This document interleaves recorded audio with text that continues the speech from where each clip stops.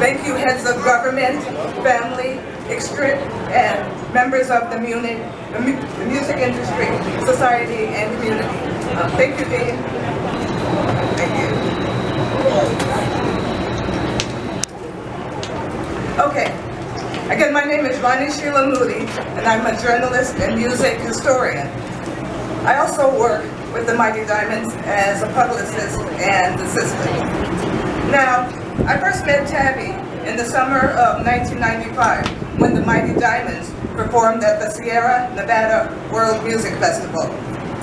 I saw Tabby sitting at a table backstage by himself.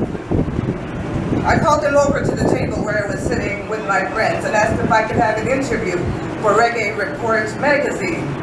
He said, yeah, man. He motioned Bunny to come over to the table and said, do the interview with the nice lady. Then he pulled down his shades, lit his flip, and listened while Bunny and I did the interview. I told Tabby that I'd seen the Mighty Diamonds perform earlier that year at Slim's nightclub in San Francisco, where I live now, and I thought his voice was absolutely amazing. Yeah, man, give thanks, he said. Tabby was so humble.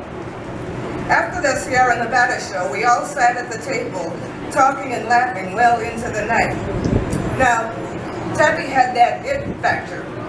You know the scene in Michael Jackson's Billie Jean video, where Michael tosses a coin into a cup of a homeless man, and all of a sudden, the homeless man's raggedy clothes are transformed into a fine suit?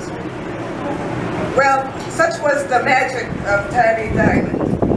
With his ebullient, gap-toothed smile and warm personality, Tabby could turn a gloomy day or an average day into an extraordinary day. Even Ziggy Marley looked at Tabby and said, my heart is full, when I took the Mighty Diamonds to Tuck Bong Studios in Los Angeles in 2019. I met Tabby at one of the lowest points in my life. The year 1995 was an extended dark season for me. My grandmother had died from a tragic accident, and then my dad died of grief and the drug overdose. I was depressed, I was broke, I was drinking heavily, I struggled with self-worth. Tabby's recordings, live shows, and personal words of encouragement lifted me up and gave me the strength and the courage to draw it on. Tabby was kind. I remember telling Tabby that I felt so alone in the world without my father and my grandmother. Tabby told me that I was not alone because the Father, God, was always with me.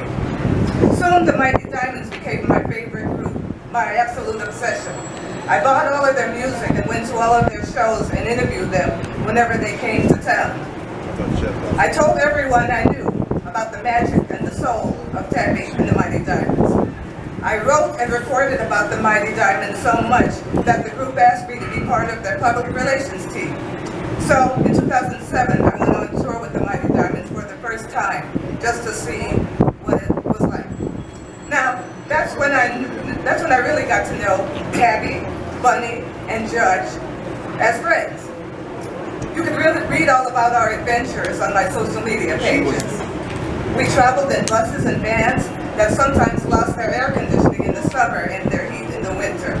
Once I offered to do the band's laundry on one of the stops in Texas. Imagine my shock when I discovered that I'd accidentally thrown in a red t-shirt and turned everybody's laundry a bright pink.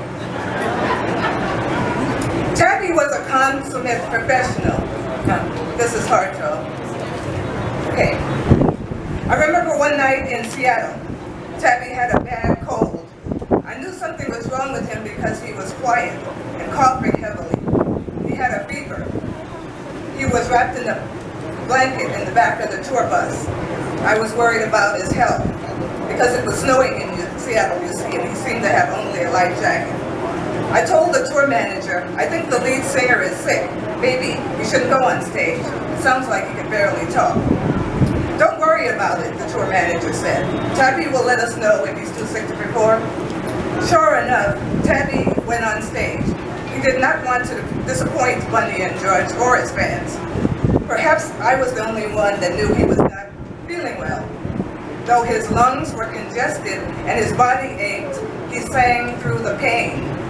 Party time, poor Marcus, have mercy. Then it was time for his signature song, I Need a Root. I held on to my seat in the audience. Tabby reached for that one perfect note. You know the note I'm talking about, right? You know the high note that Philip Bailey sings on the refrain of Earth, Wind, and Fire's Reasons?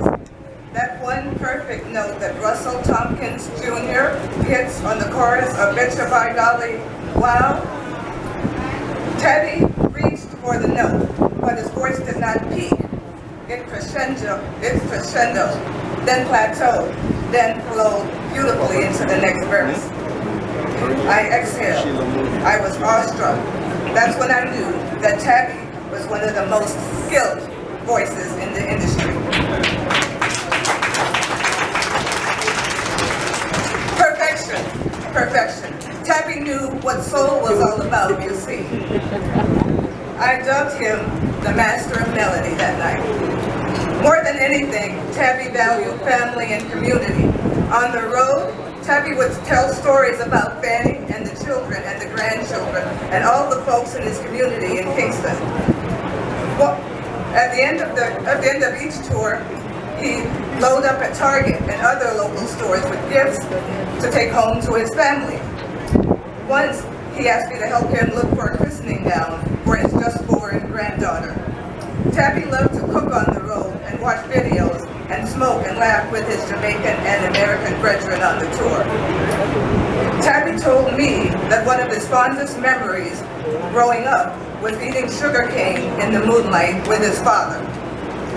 On February 1st of this year, to celebrate my birthday and also the birthdays of vocalist Pam Hall and Rika Newell, I hired Tabby and Judge to sing at our virtual Zoom party. Tabby's beloved daughter, Jashina, helped him log on to the Zoom link. It was the best birthday ever. Tabby and Judge sang for us and told stories. The whole day we were calling and texting each other, saying how uplifted Tabby and Judge made us feel. The Zoom party was so successful that I had an idea in my head to pay Tabby for private vocal lessons. Wouldn't that have been grand? The Mighty Diamonds had many projects in the works, including a new album and a potential gig with Ziggy Marley in the Dominican Republic. Here's the thing about losing our friends. We can only hope that when they leave us, we become better people because of the lessons that they taught us. As the saying goes, diamonds are forever. Tabby, I will miss you in this earthly realm, but your beautiful presence still lingers. It's reflected in your music, your community, and your family. Donald, Orlando, Tabby, Shelah, OD, I will always lift you up. Thank you.